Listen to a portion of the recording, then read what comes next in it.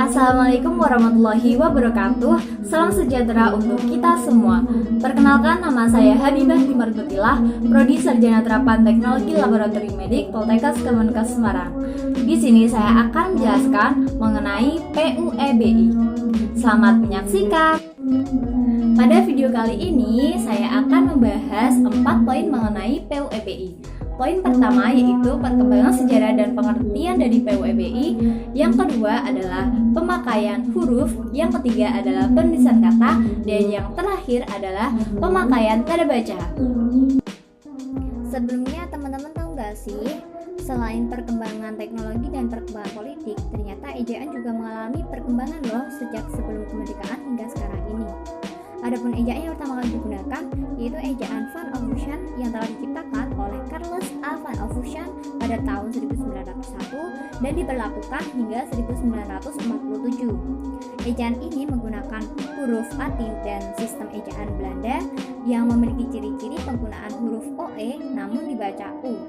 Contohnya yaitu Insinyur Soekarno namun dibaca dengan Insinyur Soekarno. Adapun ejaan yang kedua yaitu ejaan Republik atau ejaan Swandi yang diciptakan oleh Bapak Swandi pada tahun 1947 dan berlaku hingga 1956. Adapun perbedaannya dengan ejaan Van Ophusen yaitu pada penggunaan huruf OE diubah menjadi U, serta kata ulang boleh ditulis dengan 2. Contohnya yaitu kupu-kupu menjadi kupu 2. Yang ketiga yaitu ejaan pembaharuan yang diciptakan pada tahun 1956 dan berlaku hingga 1961. Ejaan ini diciptakan untuk menyempurnakan dari ejaan Swandi. Yang keempat yaitu ejaan Melindo yang diciptakan pada 1961 hingga 1967. Namun ejaan ini belum diresmikan karena telah terjadi konfrontasi antara Indonesia dengan Malaysia pada tahun 1962. Yang kelima yaitu ejaan baru atau Lembaga Bahasa dan Kesusastraan atau LBK yang diciptakan pada 1967 hingga 1972 untuk melanjutkan dari ejaan Melindo yang gagal diresmikan pada saat itu. Yang keenam yaitu ejaan Bahasa Indonesia yang disempurnakan atau EYD yang diciptakan pada 1972 dan berlaku hingga 2015 oleh Bapak Menteri Masudi Soleh.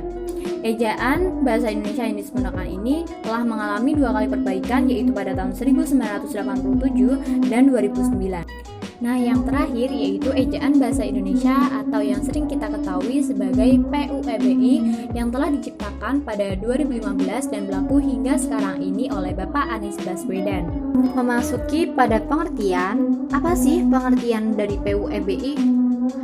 PUEBI adalah sistem yang mengatur mengenai ejaan yang menggantikan ejaan sebelumnya, yaitu ejaan yang disempurnakan dengan memperhatikan penggunaan huruf, penulisan kata, serta pemakaian tanda baca.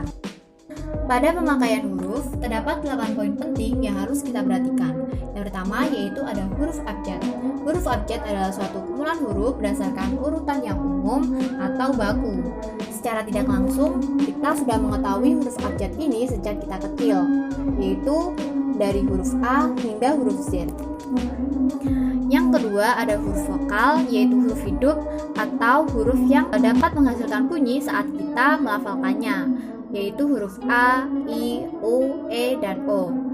Yang berikutnya ada huruf konsonan atau huruf mati yang tidak bisa menghasilkan bunyi saat kita melafalkannya, yaitu huruf abjad selain huruf vokal. Kemudian ada huruf diftong, yaitu penggabungan 2 huruf vokal yang menghasilkan satu bunyi, yaitu ai, au, e, dan oi. Contohnya yaitu ikan koi, bukan ikan koi, dan bau sedap, bukan bau sedap. Kemudian ada gabungan huruf konsonan yang melambangkan satu bunyi konsonan, yaitu KH, NG, NY, dan SY. Contohnya yaitu ikhlas dan kenyang. Kemudian ada huruf tebal yang dipakai untuk menegaskan bagian tulisan yang sudah ditulis miring, serta untuk menegaskan bagian-bagian karangan seperti subbab. Contohnya, kalian dapat melihat pada gambar yang telah saya tampilkan. Berikutnya ada huruf miring atau huruf italik yang digunakan untuk memberikan penekanan pada suatu kata ataupun kalimat. Nah, huruf miring ini sering dipakai untuk menuliskan judul buku, untuk menegaskan atau mengkhususkan huruf, bagian kata, suatu kata, ataupun kelompok kata dalam suatu kalimat, serta biasanya juga untuk menuliskan kata atau ungkapan selain menggunakan bahasa Indonesia termasuk bahasa daerah, bahasa asing, maupun nama ilmiah. Dan yang terakhir adalah huruf kapital. Nah, banyak sekali kriteria-kriteria yang mengharuskan penggunaan huruf kapital ini. Yang pertama yaitu sebagai huruf pertama pada suatu kalimat. Contohnya yaitu saya belajar memasak. Nah, S pada kata saya ini diwajibkan menggunakan huruf kapital. Yang kedua, sebagai huruf pertama ketikan langsung.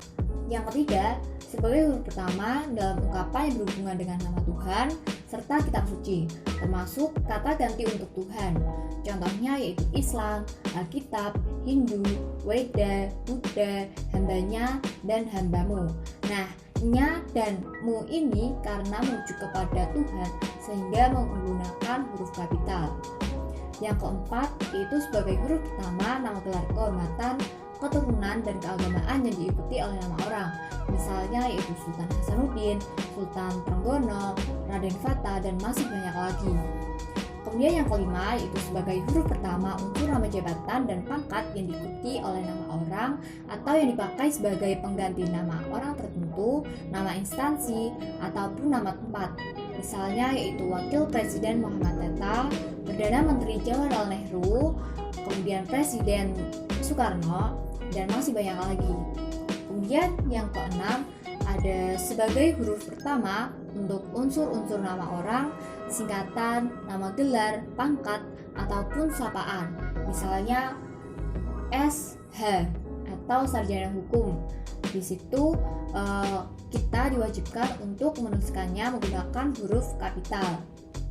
Kemudian contoh lain yaitu SAG. Pada huruf S itu menggunakan huruf kapital, serta pada huruf A itu juga menggunakan huruf kapital. Kemudian yang ketujuh yaitu sebagai huruf pertama nama bangsa, suku, bangsa, dan bahasa. Misalnya yaitu bangsa Indonesia, suku Dani, bahasa Bali, suku Dayak, suku Jawa, dan masih banyak lagi. Kemudian yang nomor 8 yaitu sebagai huruf pertama nama Tuhan, nama bulan, hari raya, serta peristiwa besar.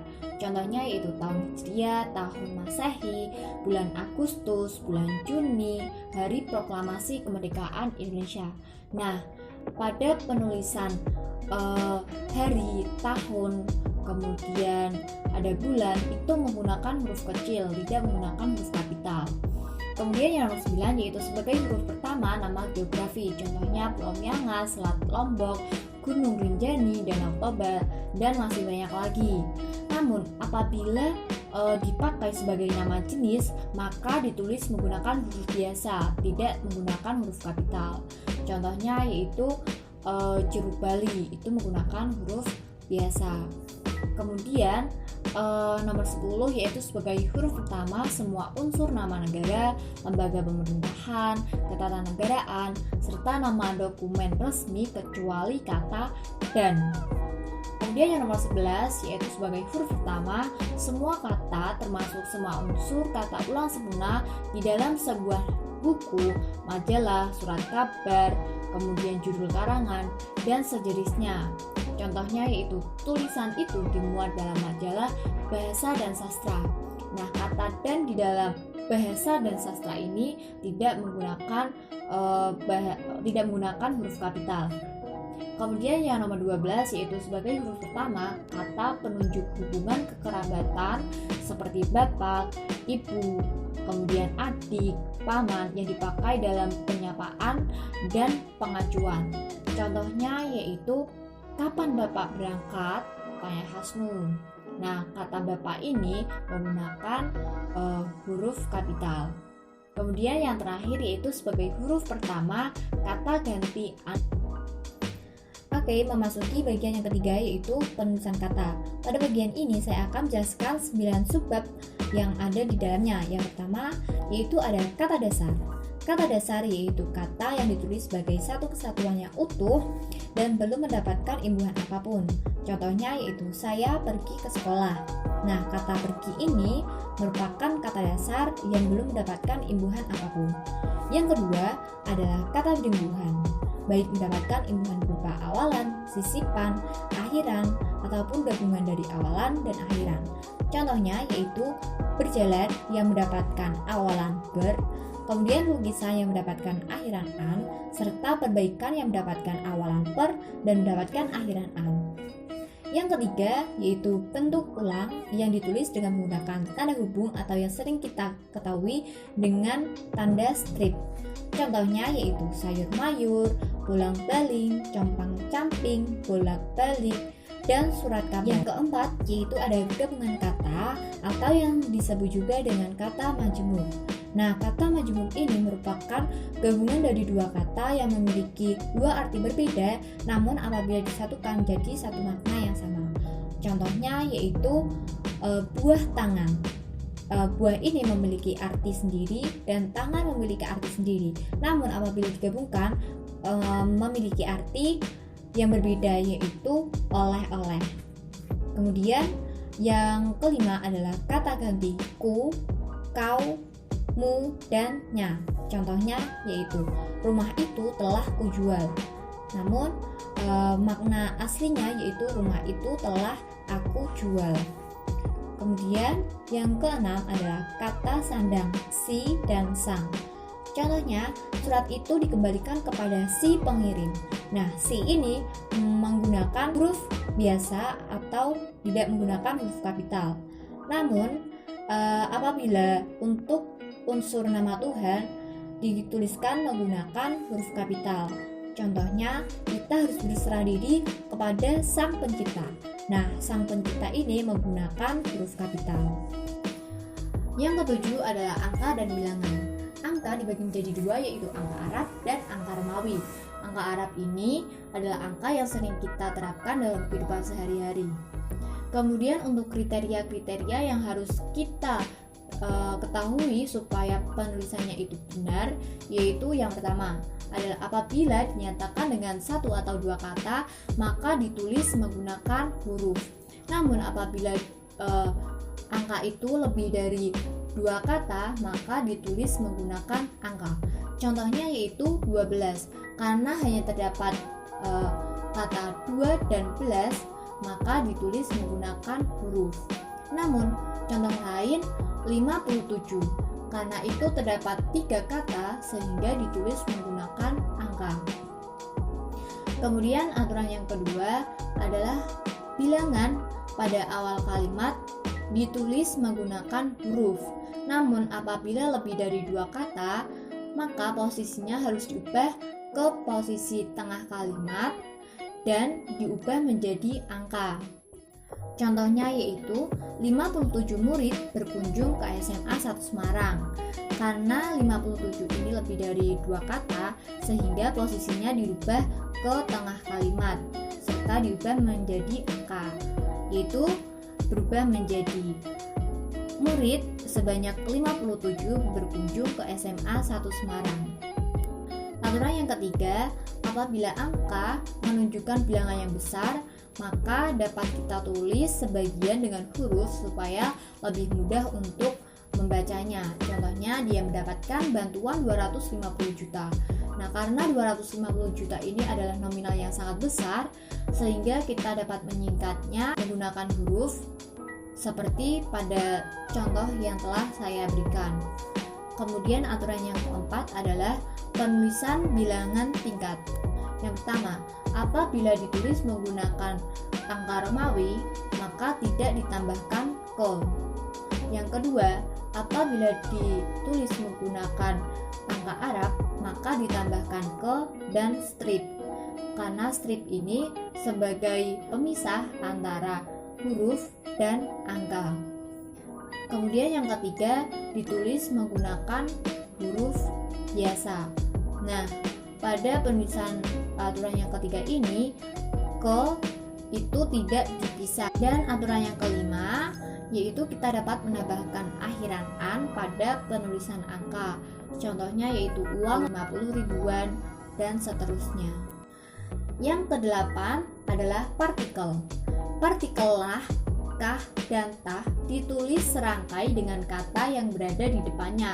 Contohnya yaitu bacalah buku itu baik-baik. Makanlah makanan yang ada di meja.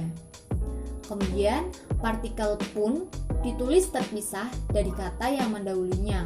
Contohnya, jika kita hendak pergi tengah malam pun kendaraan masih tetap ada. Yang ketiga, partikel per yang berarti demi, tiap, ataupun mulai ditulis terpisah dari yang mengikutinya. Contohnya yaitu karyawan itu mendapat kenaikan gaji per 1 Januari. Nah, per dalam kata ini mengandung arti tiap 1 Januari. Yang terakhir adalah singkatan dan akronim. Singkatan, nama orang, gelar, sapaan, jabatan, atau pangkat diikuti dengan tanda titik pada setiap unsur singkatan itu. Contohnya yaitu A.H. Nasution yang berarti Abdul Haris Nasution, serta S.Sos yang artinya sarjana sosial. Kemudian singkatan yang terdiri atas nama lembaga pemerintahan, ketatanegaraan, lembaga pendidikan, badan atau organisasi, kata yang bukan nama diri, serta nama dokumen resmi ditulis dengan huruf kapital tanpa ada titik. Contohnya yaitu NKRI, singkatan dari Negara Kesatuan Republik Indonesia, dan SIM, singkatan dari Surat Izin Mengemudi. Yang ketiga, yaitu singkatan yang terdiri atas 3 huruf atau lebih diikuti dengan tanda titik. Contohnya HLM titik, DLL titik, DSP titik, DST titik, dan masih banyak lagi. Adapun perbedaan dari singkatan dan akronim ini adalah pada segi pembacaannya. Singkatan dibaca satu persatu huruf dan akronim dibaca secara keseluruhan. Adapun contoh akronim itu Akpol atau yang makna aslinya itu adalah Angkatan Polri. Namun pada kenyataannya masih banyak orang yang tidak mengetahui perbedaan dari singkatan dan akronim. Contohnya seperti pada pengucapan SIM. Itu sebenarnya adalah singkatan sehingga cara pembacaannya adalah SIM.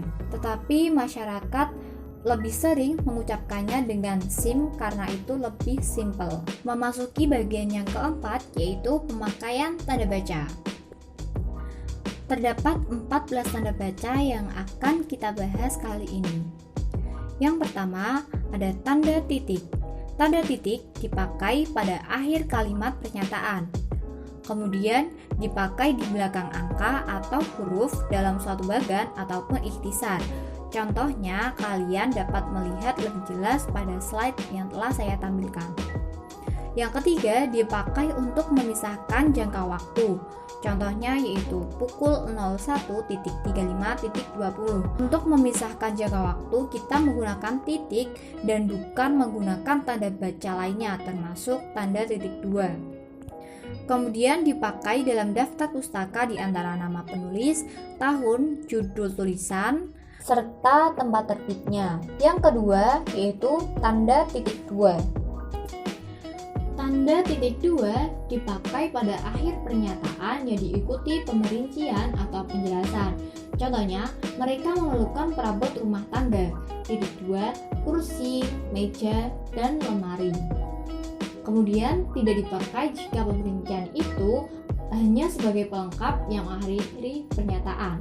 Contohnya, kita memerlukan kursi, meja, dan lemari. Kemudian dipakai sesudah kata atau ungkapan yang memerlukan pemberian. Contohnya yaitu Ketua, titik 2, Ahmad Wijaya. Kemudian contoh lain, Sekretaris, titik 2, Habibah Limantotilah. Kemudian selain itu juga dipakai dalam naskah drama sesudah kata yang menunjukkan pelaku dalam percakapan. Yang ketiga adalah tanda titik koma. Tanda titik koma dipakai sebagai pengganti kata menghubung untuk memisahkan kalimat setara yang satu dari kalimat setara yang lain dalam satu kalimat majemuk. Contohnya yaitu hari sudah malam, anak-anak masih membaca buku. Kemudian dipakai pada akhir perincian yang berupa klausa. Contohnya, syarat penerimaan pegawai di lembaga ini adalah 1. Berkewarganegaraan Indonesia, 2.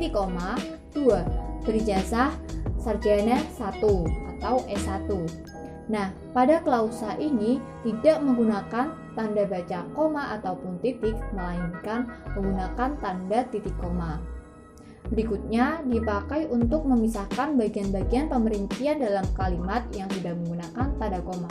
Contohnya, ibu membeli buku, pensil, dan tinta, baju, celana, dan kaos.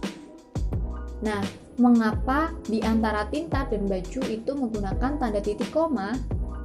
Karena di situ merupakan dua kelompok yang berbeda. Contohnya, buku, pensil, dan tinta merupakan kelompok alat tulis, dan baju, celana, dan kaos itu merupakan kelompok pakaian, sehingga dipisahkan menggunakan titik koma. Yang keempat, ada tanda hubung. Tanda hubung dipakai untuk menandai bagian kata yang terpenggal oleh pergantian garis. Kemudian dipakai untuk menyambung unsur kata ulang, contohnya yaitu anak-anak, ulang-baling, dan lain-lainnya. Kemudian selain itu juga dipakai untuk menyambung tanggal, bulan, dan tahun yang dinyatakan dengan angka maupun menggunakan huruf. Contohnya yaitu 11, strip 11, strip 2013. Kemudian dipakai untuk merangkai se dengan kata berikutnya yang dimulai dengan huruf kapital. Contohnya yaitu se-Indonesia, kemudian se-Jawa Barat, se-Jawa Tengah, dan selain itu juga ke dengan angka. Contohnya yaitu peringkat kedua, di mana di situ juga terdapat tanda hubung sebagai pemisah antara angka dan huruf. Yang kelima ada tanda pisah. Tanda pisah ini lebih panjang dibandingkan dengan tanda hubung. Tanda pisah dipakai untuk membatasi penyisipan kata atau kalimat yang memberikan penjelasan di luar bangun kalimat. Contohnya yaitu kemerdekaan bangsa itu, tanda pisah, saya yakin akan tercapai. Tanda pisah diperjuangkan oleh bangsa itu sendiri. Nah, kalimat saya yakin akan tercapai merupakan kalimat yang memberikan penjelasan di luar dari kalimat kemerdekaan bangsa itu dan diperjuangkan oleh bangsa itu sendiri. Tanda pisah juga dipakai untuk menegaskan adanya keterangan oposisi atau keterangan yang lain. Contohnya yaitu Soekarno-Hatta, tanda pisah proklamator. Kemudian tanda pisah juga dipakai di antara dua bilangan, tanggal, ataupun tempat yang berarti sampai dengan atau sampai ke. Contohnya, tahun 2010, tanda pisah 2013, yang artinya tahun 2010 sampai dengan 2013. Yang keenam ada tanda tanya yang dipakai pada akhir kalimat tanya, serta dipakai di dalam tanda kurung untuk menyatakan bagian kalimat yang disangsikan atau masih kurang jelas kebenarannya. Yang ketujuh ada tanda seru. Tanda seru dipakai untuk mengakhiri ungkapan atau pernyataan yang berupa seruan atau perintah yang menggambarkan kesungguhan, ketidakpercayaan, atau emosi yang kuat. Yang kedelapan ada tanda elipsis. Tanda elipsis dipakai untuk menunjukkan suatu kalimat atau kutipan di mana di dalamnya terdapat bagian yang dihilangkan. Selain itu, tanda elipsis juga dipakai untuk menulis ujaran yang tidak selesai dalam dialog. Yang kesembilan ada tanda petik. Tanda petik dipakai untuk mengapit petikan langsung yang berasal dari pembicaraan, naskah, ataupun bahan tertulis lainnya. Selain itu, juga untuk mengapit judul sajak atau bab buku yang dipakai, serta untuk mengapit istilah ilmiah. Yang ke-10 ada tanda petik tunggal yang dipakai untuk mengapit petikan yang terdapat pada tanda petik. Kemudian juga dipakai untuk mengapit makna, terjemahan, ataupun penjelasan kata atau ungkapan. Yang ke-11 adalah tanda kurung. Tanda kurung digunakan untuk mengapit tambahan keterangan atau penjelasan, untuk mengapit keterangan atau penjelasan yang bukan bagian utama kalimat, untuk mengapit huruf atau kata di mana di dalam teks dapat dimunculkan atau dihilangkan, serta untuk mengapit huruf dan angka sebagai penanda pemerincian. Yang ke-12 adalah tanda kurung siku. Tanda kurung siku digunakan untuk mengapit huruf, kata, ataupun kelompok kata sebagai koreksi atau tambahan atas kesalahan atau kekurangan di dalam naskah asli yang telah ditulis oleh seseorang. Selain itu juga untuk mengapit keterangan dalam kalimat penjelas yang terdapat dalam tanda kurung. Yang ke-13 adalah tanda garis miring atau garing. Tanda garis miring dipakai dalam nomor surat, nomor alamat, dan penandaan masa 1 tahun yang terbagi dalam 2 tahun takwim. Contohnya nomor 7 garing PK garing Romawi 2 garing 2013. Selain itu juga sebagai pengganti kata dan, atau, serta, dan setiap. Contohnya mahasiswa atau mahasiswi yang berarti mahasiswa dan mahasiswi. Yang terakhir adalah tanda koma.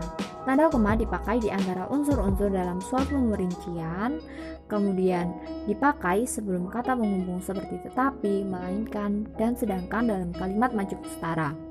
Selain itu juga untuk memisahkan anak kalimat yang telah mendahului induk kalimatnya. Selain itu juga dipakai untuk memisahkan petikan langsung. Tanda koma juga dipakai sebelum dan atau sesudah kata seru seperti oh, ya, wah, aduh, atau hai, dan kata yang dipakai sebagai saraan seperti du, dik, atau nang. Kemudian dipakai di antara nama dan alamat, bagian-bagian alamat, tempat dan tanggal, nama tempat, dan wilayah. Yang terakhir juga dipakai untuk memisahkan bagian nama yang dibalik susunannya dalam daftar pustaka. Sekian presentasi yang saya paparkan, kurang lebihnya saya mohon maaf dan terima kasih. Wassalamualaikum warahmatullahi wabarakatuh.